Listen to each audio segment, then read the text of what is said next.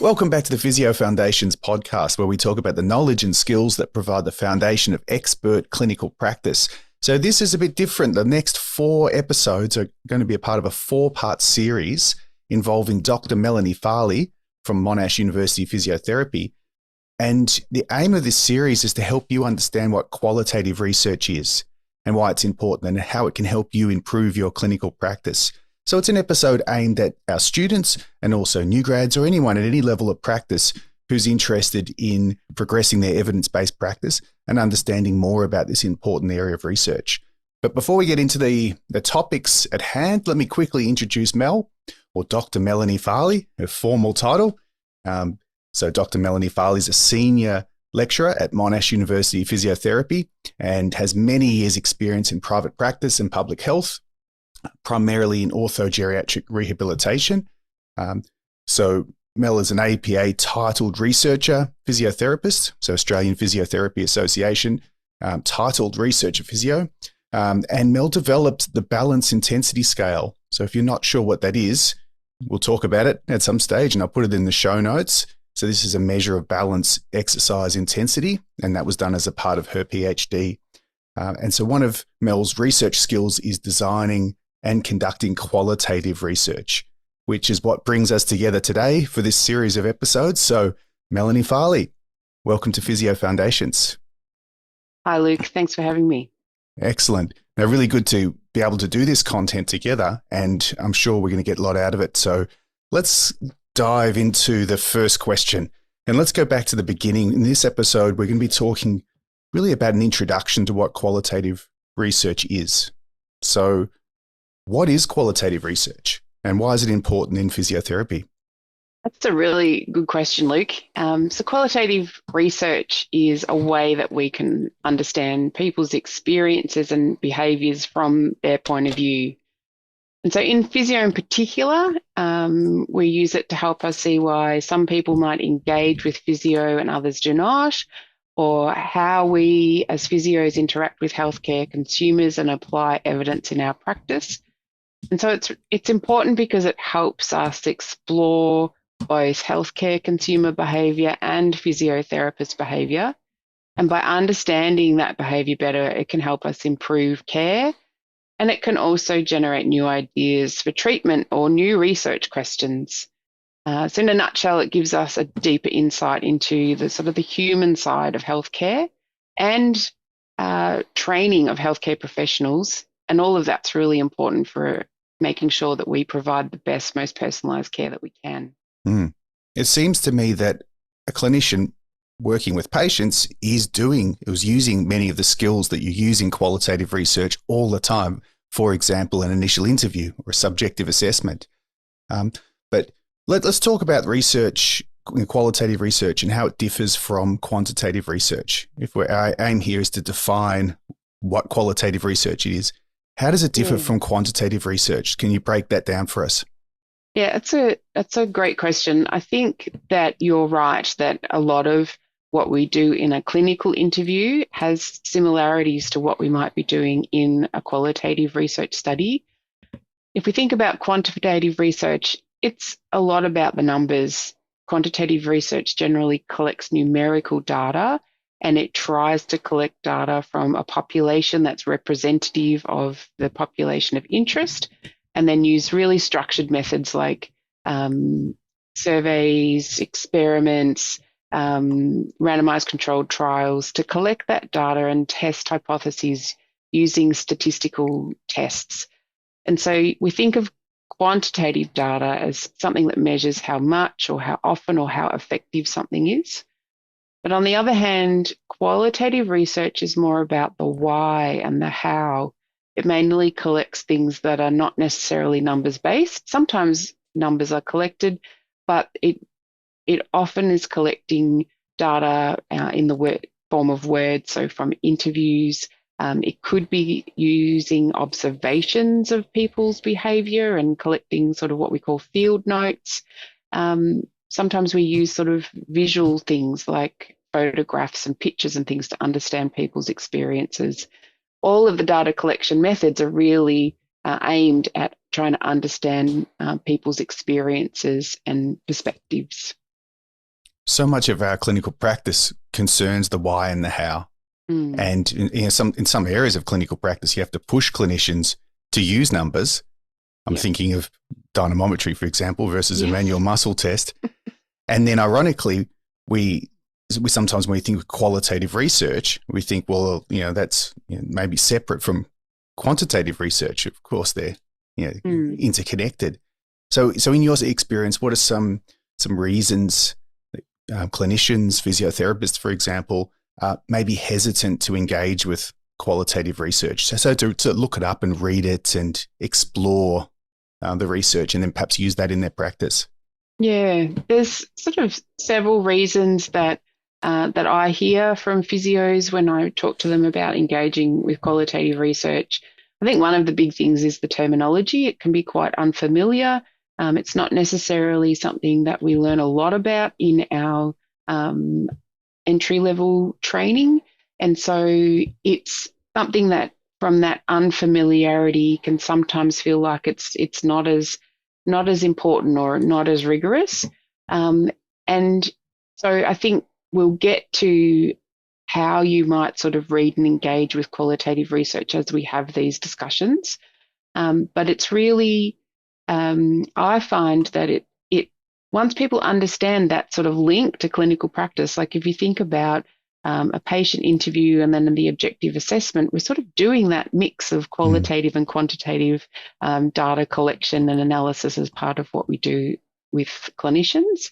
And so I think if you are a person that's been a bit hesitant to engage with qualitative research, thinking about how it might link to your enhancing your clinical reasoning and your patient care can be a really good way of approaching qualitative research. It's not so much about the effectiveness of treatment, but more about how to engage with people around treatments and interventions. And in the second part of this series, you and I have a discussion about a paper that's going to be very interesting application of qualitative research to something that physiotherapists will be familiar with. So we'll come back to that. Let's get into the weeds a bit. What are some key terms and concepts that clinicians and students will come across when they're reading qualitative research? We can define and explain and get familiar with, so as to not scare them off reading the paper. So if we can define some of these terms, then they can move on and try to get into the meaning of the papers they're reading. Yeah.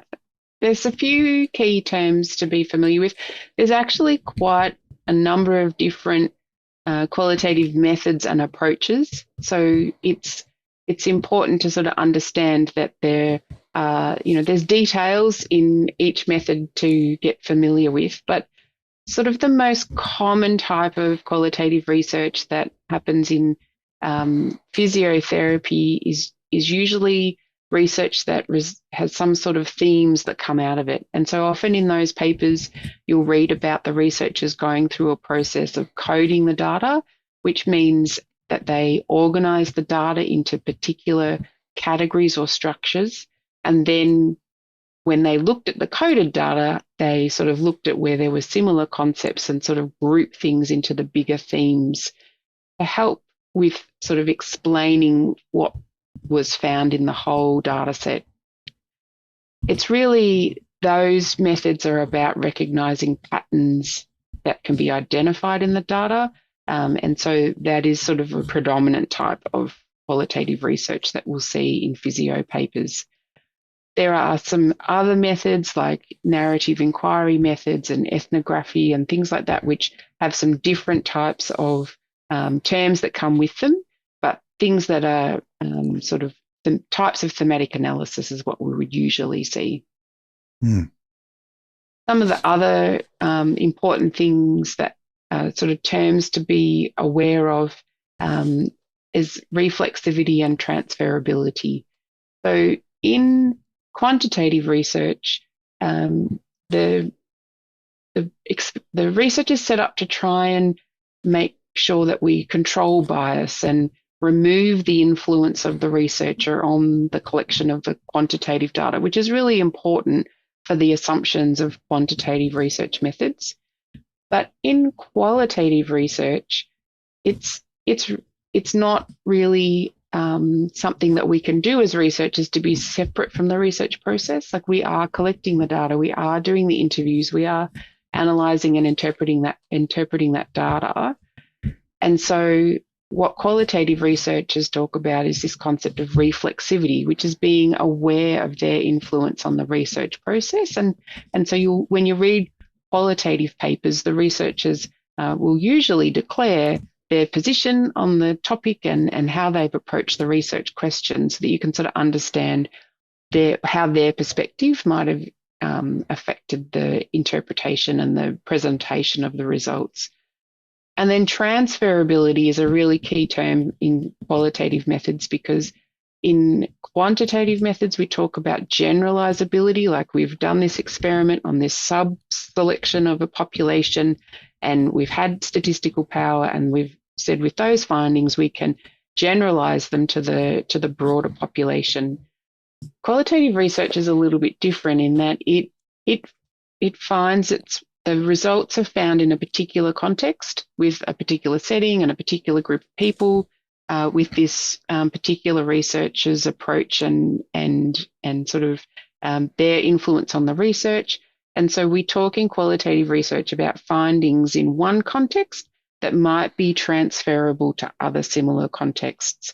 So it's a bit different to generalizability. There's probably a bunch in there that you might want to unpick a bit. But we've got those terms to start with. And so when we're reading qualitative research papers and we see them, we can go back to this recording and you can read further on that. And, and you've given us really nice definitions there. Just a little follow-up question.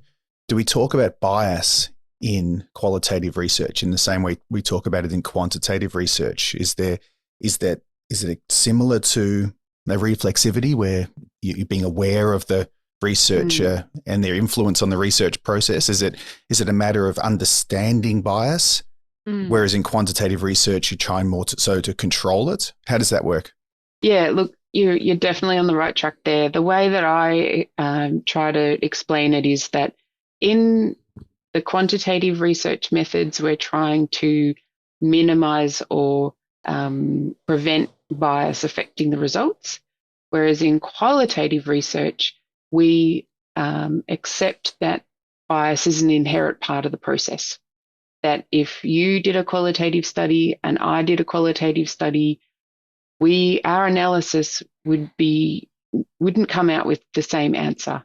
And so by the reflexivity is really that process of declaring our position, which then helps to explain how our position might have influenced, or what we talk about more influencing the results than biasing the results. But that's the difference between the qualitative and the quantitative side of things. Well, that's a really good starting point for understanding what qualitative research is and some of those terms. Let's think about a clinician or a student listening to this, and they're convinced now, and they can say, "Oh, I'm going to start," rather than flicking over those studies that I've identified from the title and abstract as being qualitative, because I'm not sure what's going to be in them. I'm going to start reading them. What are some ways that physios can start getting engaged in reading and applying qualitative research? Yeah, I think the great way to start engaging with qualitative research is just dive in and start reading some. A really well-written study will actually explain the methods that they've used and why they were appropriate to answer the research question. And so I think that's something where if you're reading a paper and it's really, whether it's qualitative or quantitative research, if it's unclear what methods have been used and why they've been chosen, then it makes it hard for any reader to sort of evaluate the quality of that research. If you're wanting to sort of get a bit more of an expert opinion on the qualitative research in the area, another way that you can start engaging with qualitative research is actually look for a qualitative systematic review on a topic. So in a qualitative systematic review, a team of researchers has reviewed and synthesized the qualitative research from many studies that are focusing on a particular topic. And so by reading qualitative systematic reviews, you can start to build an understanding of what is important and how to sort of make sense of qualitative research. Hmm. And do systematic reviews of qualitative studies, do they commonly end up in clinical guidelines and as higher level syntheses, or is that an emerging area? Yeah, look, I think that the definitely qualitative systematic reviews can, they're a form of systematic review that can inform clinical practice guidelines. I think the other interesting thing is that some of the changes in what's happening in the quantitative systematic review, so particularly in the area of falls prevention, that, balance exercise and falls prevention are closely linked. And so the Cochrane reviews about balance exercise training, there's lots and lots of reviews of balance exercise training, but even with more and more studies, the overall effects are not becoming any clearer. And so the Cochrane review for looking at falls prevention interventions has started looking at the qualitative components of studies.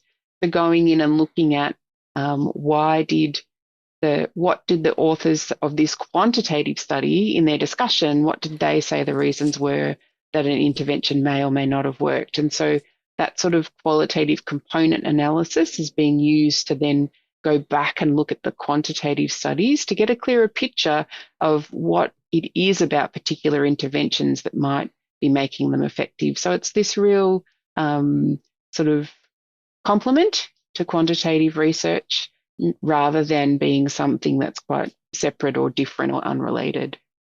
Mm.